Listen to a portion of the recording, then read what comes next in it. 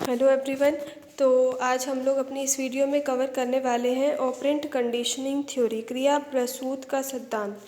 Last video में हम लोगों ने कवर किया था हमारी जो हम कंडीशनिंग थ्योरीज़ के बारे में बेसिकली पढ़ रहे थे। कंडीशनिंग थ्योरीज़ को दो टाइप में डिवाइड किया गया था, classical conditioning theory and operant conditioning theory. Operant conditioning theory basically जो है रीइंफोर्समेंट पे ज़्यादा बल देता है। रीइंफोर्समेंट के ऊपर जो पुनर्बलन का कॉन्सेप्ट है, पुनर्बलन का जो सिद्धांत है, उस पर ज़्यादा बल देता है। ये भी एक तरीके की एसआर थ्योरीज़ के अंडर ही आती है, लेकिन इसमें कॉन्सेप्ट थोड़ा सा जो है रिवर्स हो जाता है। इसमें क्या हो जाता है, हम रिस्पॉन्स की बात पहले करते हैं। यदि रिस्पॉन्स जो है किसी बच्चे के द्वारा दिया जाता है, रिस्पॉन्स किसी भी बच्चे से आपने क्वेश्चन किया, उसने आंसर दिया, तो आप उसको क्या दोगे, स्टिमुलस दोगे। Stimulus in the form of reinforcement, पुनर्बलन की फॉर्म में हम उसको क्या देते हैं, स्टिमुलस प्रदान करते हैं, उद्दीपक देते हैं। ठीक है, तो चलिए इसके बारे में थोड़ा ब्रीफ में जानते हैं कि क्या है ऑपरेंट कंडीशनिंग थ्योरी। क्रिया प्रसूत या सक्रिय अनुबंधन का सिद्धांत। इसमें क्या है, इसका बेसिकली इस थ्योरी के जो प्रोपाउंडर थे, इसका प्रतिपादन किया था प्रोफेसर बी.एफ. स्किनर ने 1938 में 1938 में इसका प्रतिपादन किया। बेसिकली ये जो हमारी थ्योरी है, ये हमारे अभ्यास के प्रभाव के नियम पर बेस्ड है।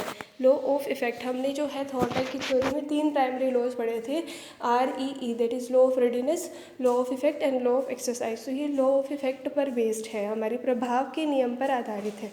इसमें क्या करते हैं, इसमें हम ये देखते हैं कि जब किसी बच्चे को कोई भी अनुक्रिया, कोई भी रिस्पॉन्स अगर कोई बच्चा कर रहा है, तो अगर वो रिस्पॉन्स सही दे रहा है, हमने कोई क्वेश्चन बच्चे से पूछा और वो सही आंसर दे रहा है, पर संतोषजनक आंसर जो है, परिणाम जो है वो दे रहा है, तो हम उसे जब रीइंफोर्समेंट देंगे तो वही प्रक्रिया वो बार बार दोहराएगा। ठीक है, अगर इसके अपोजिट अगर हम बात करें, अगर नकारात्मक परिणाम मिलता है, कोई भी बच्चा बहुत मेहनत कर रहा है क्लास में अच्छे मार्क्स लाने के लिए, एग्ज़ाम्स में अच्छे मार्क्स लाने के लिए, और at the end of the term examination उससे बहुत अच्छे मार्क्स मिलते हैं, वो बहुत अच्छे मार्क्स से पास हो जाता है, तो उसे क्या मिला, उसे संतोषजनक परिणाम मिला। तो वो बार बार इस प्रक्रिया को जारी रखेगा कि मेहनत करने से ज़्यादा मार्क्स आते हैं, जो है कॉन्सेप्ट को अच्छे से समझने से ज़्यादा अंडरस्टैंडिंग होती है। तो इसके विपरीत अगर हम बात करें कि कोई बच्चा बहुत मेहनत कर रहा है लेकिन वो सेटिस्फैक्ट्री रिजल्ट्स उसके नहीं आ रहे, तो वो क्या होगा, उस प्रक्रिया को बार बार दोहराने से बचेगा, जिससे स्टिमुलस और रिस्पॉन्स का जो बॉन्ड है वो कमज़ोर हो जाएगा। ठीक है, तो चलिए जानते हैं आगे इसके बारे में थोड़ा सा और कि स्किनर का जो सक्रिय अनुबंधन का आधार है पुनर्बलन। मैंने पहले ही बताया आपको कि ये पूरी थ्योरी रीइंफोर्समेंट पे बेस्ड है।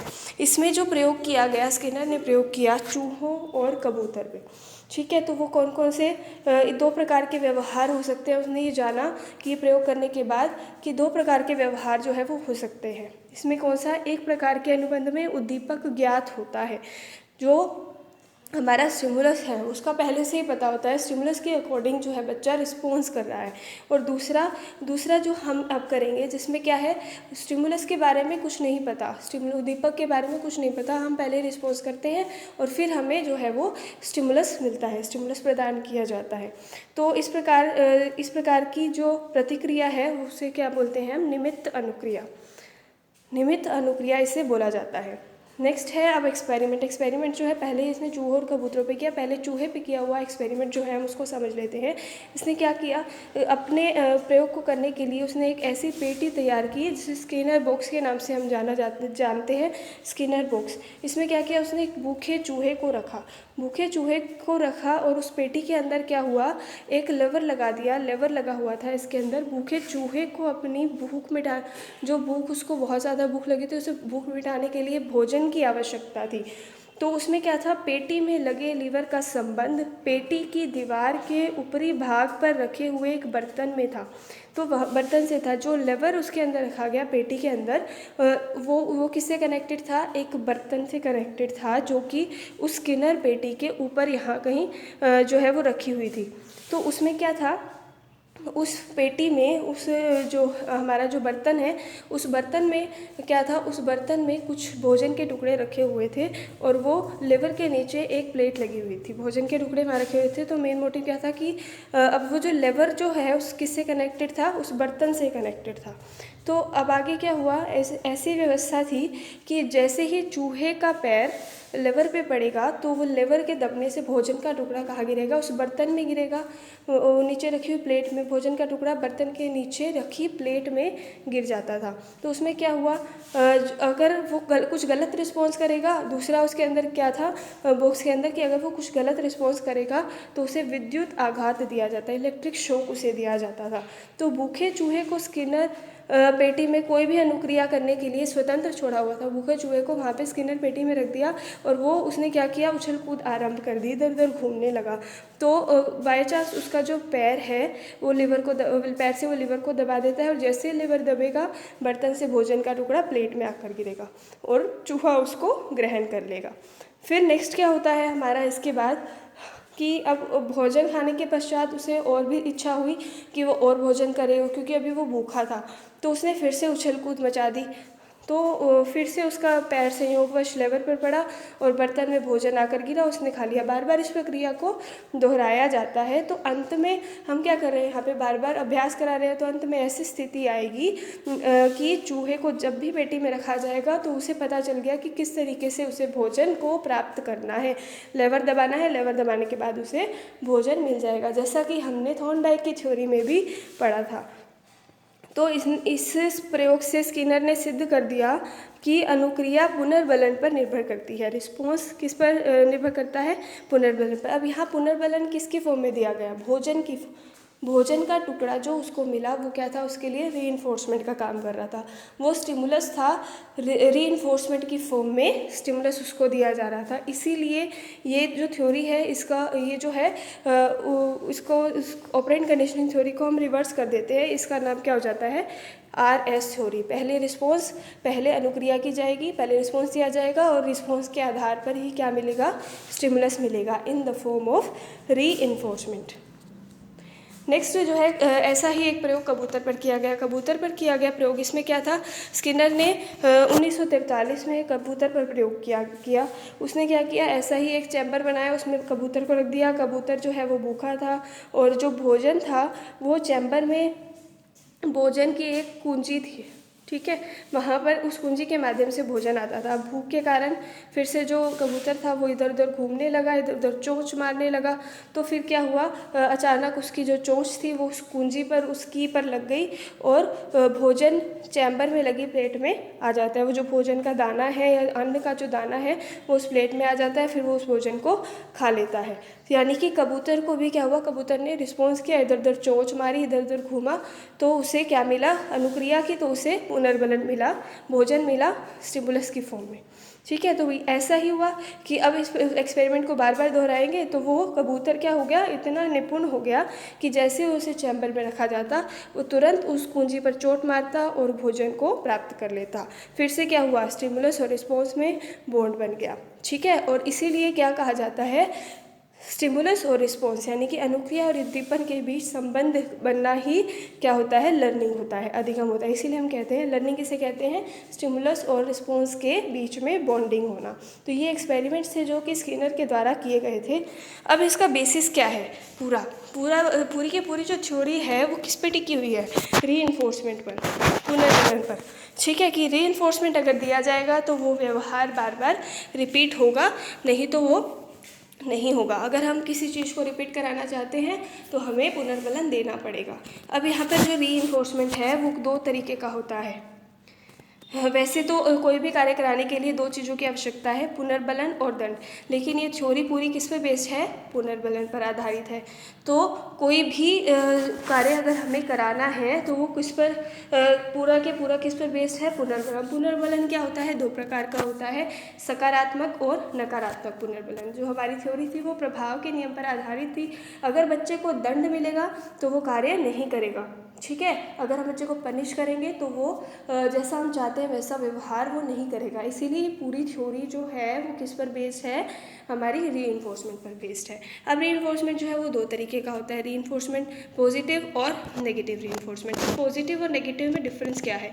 पॉजिटिव रीइंफोर्समेंट वो होता है जब हम किसी बच्चे से ऐसा व्यवहार कराना चाहते हैं, जैसा भी व्यवहार कराना चाहते हैं वैसा एनवायरनमेंट उसको दें, ठीक है। तो वहाँ पर हमें क्या करना पड़ेगा, सकारात्मक पुनर्बलन, कि हम चाहते हैं कि किसी बच्चे के अच्छे मार्क्स आएँ क्लास में, हमारे बच्चे के तो उसके लिए हमें क्या करना पड़ेगा, उसके सामने कुछ जो है कंडीशन रखनी पड़ेगी कि अगर आपके अच्छे मार्क्स आते हैं तो आपको जो है ये साइकिल दी जाएगी, या कुछ उसके आगे स्टिमुलस हमने रख दिया इन द फॉर्म ऑफ रीइंफोर्समेंट। अब उसको वो जो स्टिमुलस है वो इसके लिए किस चीज़ का काम करेगा, वो काम करेगा मोटिवेशन। वहाँ पे उसको मोटिवेशन मिलेगी, काम करने के लिए उसको प्रेरणा मिलेगी कि वह कोई उद्दीपक जिसके माध्यम से उस विशिष्ट अनुक्रिया को आगे जाने का बल मिलता है वो होता है सकारात्मक पुनर्बलन। अब इसमें क्या है, चूहा बार बार लीवर दबाने की अनुक्रिया करता है और भोजन को प्राप्त कर लेता है, कुछ उसको मिल रहा है, तो वो क्या हो गया, सकारात्मक पुनर्बलन। इसके विपरीत अगर हम देखें तो हमारा क्या है नकारात्मक पुनर्बलन है। तो ये भी पुनर्बलन, क्योंकि पुनर्बलन से हम क्या कर सकते हैं, अनुक्रिया की संख्या में वृद्धि कर सकते हैं। ये क्या है, प्रतिकूल उद्दीपन का प्रयोग। इसमें क्या है कि जैसे ही चूहा लीवर दबाता, आपने देखा होगा एक चीज़ और इसमें ऐड की हुई थी कि अगर चूहा गलत रिस्पॉन्स करेगा गलत कोई इधर उधर गलत चीज़ दबा देगा तो उसे क्या दिया जाएगा, इलेक्ट्रिक शॉक, विद्युत आघात। 10 सेकंड के लिए उसकी सारी एक्टिविटी रुक जाती थी, क्योंकि उसे इलेक्ट्रिक शॉक दिया जाता था। तो इससे क्या हुआ, इससे चूहे की अनुक्रिया की संख्या में वृद्धि हो जाती, फिर से वो दोबारा से जो है इधर उधर घूमने लग जाता है। तो कंक्लूजन क्या निकला इसमें हमारा, कि अनुक्रिया के लिए हमेशा उद्दीपक का उपस्थित होना आवश्यक नहीं होता। ज़रूरी नहीं है कि पहले ही हम स्टिमुलस दे दें, पहले ही उद्दीपक कुछ दिखा दें, पहले ही कंडीशन रख दें। कई बार प्राणी क्या होता है, पहले अनुक्रिया करता है और बाद में उसे स्टिमुलस मिलता है। बिना उद्दीपक के भी रिस्पॉन्स कराना, अनुक्रिया करानी संभव है। अगर उद्दीपक अज्ञात होता है जिसकी प्राप्ति अनुक्रिया के बाद पुनर्बलन के फॉर्म में होती है। पुनर्बलन की फॉर्म में जो है स्टिमुलस मिलता है, जैसे कि उस चूहे को मिला भोजन मिला इन द फॉर्म ऑफ रीइंफोर्समेंट। वो भोजन क्या था, स्टिमुलस था। इसीलिए स्किनर के विषय में जो हमारी जो थ्योरी थी, उस थ्योरी को क्या कहा जाता है, RS थ्योरी। ठीक है, इसमें पूरी थ्योरी है वो किस पर बेस्ड है, अनुक्रिया पुनर्बलन पर, रीइंफोर्समेंट और रिस्पॉन्स पर बेस्ड है, ना कि स्टिमुलस पर बेस्ड है हमारी जो थ्योरी है। अभी ऑपरेंट कंडीशनिंग और क्लासिकल कंडीशनिंग, इसमें दोनों में फ़र्क क्या है। ऑपरेंट कंडीशनिंग में आप लोग देख रहे होंगे थे, इसमें ऑपरेंट कंडीशनिंग में क्या होता है, पहले जो है चूहा रिस्पॉन्स करेगा, रिस्पॉन्स के आधार पर ही उसे स्टिमुलस मिलेगा। अगर उसे भोजन चाहिए तो ही शुड प्रेस द लेवर, उसे लेवर दबाना पड़ेगा तभी उसे भोजन मिलेगा। जबकि क्लासिकल कंडीशनिंग में क्या था, बेल बज रही थी, बेल बजने के बाद क्या आना था, फूड आना था। अपने आप जो है पहले क्या दिखाया जा रहा था, उसको स्टिमुलस, पहले नेचुरल स्टिमुलस दिखाया, फिर कंडीशन स्टिमुलस दिखाया। पहले कंडीशन स्टिमुलस यानी कि बेल बजाई गई, 7 से 8 सेकेंड बाद जो है भोजन प्रस्तुत किया गया। तो पहले स्टिमुलस दिखाया, बाद में जो है कुत्ते के मुँह से लार टपकनी शुरू हुई। ठीक है, तो इसे क्या बोला जाता है, SR थ्योरी, और इसे क्या बोला जाता है, RS थ्योरी। मेनली यही डिफरेंस है इन दोनों थ्योरीज के बीच में। नेक्स्ट है इसकी कैरेक्टरिस्टिक्स क्या है कि ये पूरा रिजल्ट ओरिएंटेड है, परिणाम को महत्व देता है कि जैसा आपका परिणाम रहेगा, जैसा आपका रिजल्ट रहेगा, उसी के अनुसार आपको रीइंफोर्समेंट मिलेगा। नेक्स्ट है इसमें पुनर्बलन एक आवश्यक तत्व है। रीइंफोर्समेंट जो है वो काफ़ी इंपॉर्टेंट रोल प्ले करता है। इसमें क्या है, सीखने की क्रिया अभ्यास पर अधिक बल देता है। जितना ज़्यादा अभ्यास कराएंगे, जितनी ज़्यादा बार हमने प्रयोग को दोहराया, उतना ही जो है उतनी ही जल्दी उसने सीख लिया चूहे ने किस तरह उसे भोजन प्राप्त करना है। नेक्स्ट है कि इस सिद्धांत के अनुसार सीखने की क्रियाओं का संचालन मस्तिष्क से होता है, और ऐसी चीज़ जो कि हमने अपने माइंड से सीखी है, अंडरस्टैंड करके सीखी है, समझ कर सीखी है, वैसी लर्निंग हमारी जो होती है वो काफ़ी लाइफ लॉन्ग लर्निंग होती है, बहुत देर तक स्थायी रहती है। यह सिद्धांत मध्य बुद्धि बालकों के अधिगम के लिए बहुत उपयुक्त है। जो हमारे स्लो लर्नर्स हैं उनको अगर हम बार बार प्रैक्टिस कराते हैं, क्योंकि ये अभ्यास के नियम पर आधारित है, अभ्यास पर ज़्यादा बल देता है, तो जो बार बार अगर हम प्रैक्टिस कराएंगे तो वो उनके लिए काफ़ी बेनिफिशियल होगा। अब आती है हमारी इसकी एजुकेशनल इम्प्लीकेशन की शिक्षा के क्षेत्र में हम इस थ्योरी को किस तरीके से जो है इम्प्लीमेंट कर सकते हैं, अप्लाई कर सकते हैं। तो सबसे पहली बात की है विद्यार्थियों को प्रेरित करना, टू मोटिवेट द स्टूडेंट्स। पढ़ने के लिए वहाँ पर क्या है, बच्चे अनुक्रिया करेंगे। अनुक्रिया कैसे करेंगे, बच्चे पढ़ेंगे तो उनके रिजल्ट क्या आ जाएंगे, अच्छे आएंगे। ठीक है, तो वो वहाँ पे उनको स्टिमुलस मिलेगा, वहाँ पे उनको लास्ट में रीइंफोर्समेंट मिलेगा। नेक्स्ट है संतोष प्राप्त होना, संतुष्टि की अनुभूति होगी। बच्चे क्या करेंगे, करके सीख रहे हैं, अभ्यास कर रहे हैं बार बार। तो कोई भी काम अगर हम अपने हाथ से करते हैं, कोई भी काम जितनी अच्छे तरीके से करते हैं उतनी ज़्यादा संतुष्टि हमें प्राप्त होती है, उतना ज़्यादा सेटिस्फेक्शन होता है। नेक्स्ट है हमारा व्यवहार को स्वरूप प्रदान करना। जिस तरीके का व्यवहार हम बच्चे से कराना चाहते हैं उस तरीके का व्यवहार हम बच्चे से करा सकते हैं। टीचर के हाथ में है, टीचर जो है ऐसा जो है सेटअप, ऐसा जो है एटमोसफियर वहाँ प्रदान करे। अगर हम बच्चे को डिसिप्लिन में रहना सिखाना चाहते हैं तो हमें डिसिप्लिन वाला जो एनवायरनमेंट है वो हमारा एटमॉस्फेयर ऐसा क्रिएट करना पड़ेगा क्लासरूम के अंदर कि बच्चों का जो बिहेवियर है, बच्चे जो है डिसिप्लिन में रहना अपने आप सीख जाएं। नेक्स्ट है पुनर्बलन। पुनर्बलन पे तो ये पूरी थ्योरी ही बेस्ड है कि पुनर्बलन के आधार पर जो है हम बच्चे की शैक्षिक उपलब्धियों को बढ़ा सकते हैं। नेक्स्ट है अध्यापक को चाहिए कि वह विद्यार्थियों को उनके प्रयासों के परिणाम का ज्ञान करा दे कि जो भी उनके एजुकेशनल ऑब्जेक्टिव्स हैं, जो भी वो शैक्षिक उद्देश्य उसने बनाए हैं, उनको वो उनका ज्ञान अध्यापक जो है विद्यार्थियों को अगर करा दे कि हमें इस टॉपिक को सीखने के बाद हमें इस तरीके से उसे अप्लाई करना है, इस तरीके से उसे यूज़ करना है, ये कॉन्सेप्ट हमें क्यों सीखना है, तो वो वहाँ पे क्या होगा, बच्चे ज़्यादा अच्छे से मोटिवेट होंगे और अपना कार्य अधिक प्रगति से कर सकेंगे।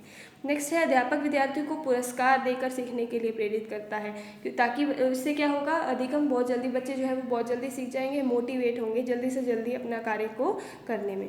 नेक्स्ट है इससे बच्चे की वोकेबलरी में भी जो है वोकेबलरी बच्चे की एनहेंस होती है। बच्चा जो है ज़्यादा, बच्चे का जो शब्द भंडार है वो बढ़ता है ज़्यादा से ज़्यादा, क्योंकि हम इसमें प्रैक्टिस की बात कर रहे हैं। तो जितनी ज़्यादा प्रैक्टिस होगी बच्चे की वोकेबलरी भी उतनी ज़्यादा बढ़ती जाएगी। नेक्स्ट है हमारी क्लासिकल कंडीशनिंग और ऑपरेंट कंडीशनिंग में डिफरेंस क्या है। हम लोगों ने पढ़ ही लिया है कि ये क्या है, हमारी जो क्लासिकल कंडीशनिंग है वो बेसिकली स्टिमुलस पे बेस्ड है, पूरी थ्योरी स्टिमुलस पे बेस्ड है। स्टिमुलस दिखाएंगे तभी क्या मिलेगा, रिस्पॉन्स मिलेगा, इसीलिए ये क्या है, टाइप एस कंडीशनिंग। जबकि इसके विपरीत ऑपरेंट कंडीशनिंग क्या है, पूरी के पूरी रिस्पॉन्स पर बेस्ड है, इसीलिए टाइप आर कंडीशनिंग इसे बोला जाता है। नेक्स्ट है इसके अंदर अनुबंधन प्रक्रिया की शुरुआत किसी विशेष उद्दीपक द्वारा होती है।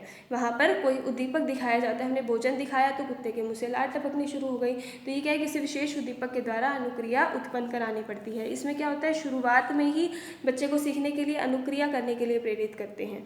ठीक है, नेक्स्ट है हमारा इसमें इस अनुबंधन में सीखने वाला ज़रा भी स्वतंत्र नहीं होता। जैसा व्यवहार जैसा हम चाहते हैं वैसा ही उसे करना पड़ेगा अगर उसे कुछ सीखना है, अगर उसे कुछ समझना है। जबकि ऑपरेंट कंडीशनिंग में पूरी के पूरी कुछ स्वतंत्रता जो है वहाँ पर बच्चे को होती है कि वो अपने तरीके से अनुक्रिया कर सकता है और उसी के अकॉर्डिंग उसे रीइंफोर्समेंट दिया जाएगा, चाहे वो पॉजिटिव हो चाहे वो नेगेटिव हो, क्योंकि टीचर को उसके बिहेवियर को शेप करना है, उसके बिहेवियर को मॉडिफाई करना है। नेक्स्ट है इस प्रकार के अनुबंधन में पुनर्बलन का प्रयोग सीखने वाले द्वारा की गई अनुक्रिया अथवा व्यवहार से पहले किया जाता है। पुनर्बलन यहाँ पर रीइंफोर्समेंट पहले मिल जाएगा। रीइंफोर्समेंट जो है एसआर थ्योरी में, क्लासिकल कंडीशनिंग थ्योरी में हमने भोजन पहले ही दे दिया इन द फॉर्म ऑफ स्टिमुलस। ठीक है, तो वो क्या हो गया, रीइंफोर्समेंट हमें पहले ही दे दिया, जबकि इसके अंदर पुनर्बलन बाद में दिया जाता है। अनुक्रिया करने के बाद जो है वहाँ पे पुनर्बलन दिया जाता है इन the form of stimulus. I hope सभी को यहाँ पे डिफरेंस क्लियर होगा क्लासिकल और ऑपरेंट कंडीशनिंग के बारे में। So thank you so much. ये हमारी ऑपरेंट कंडीशनिंग हमने आज कवर कर ली है। इससे प्रीवियस वीडियो में हमने क्लासिकल कंडीशनिंग के बारे में सीखा था। अब हमारी जो नेक्स्ट वीडियो होगी वो होगी हमारी वाइगोस्की एंड बंदूरा की सोशल इंटरेक्शन जो थ्योरीज हैं उनके बारे में हम लोग अपनी नेक्स्ट वीडियो में डिस्कस करेंगे। So thank you so much.